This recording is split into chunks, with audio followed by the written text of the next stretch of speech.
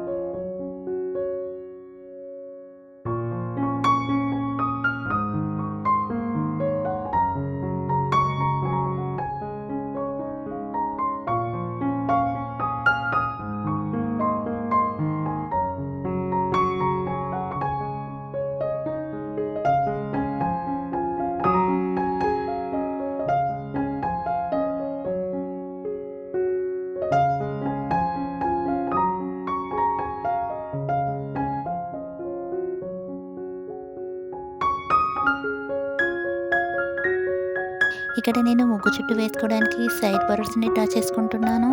మీరు ముగ్గుకి 4 సైడ్స్ ఈ విధంగా సైడ్ బోర్డర్స్ని డ్రా చేయండి.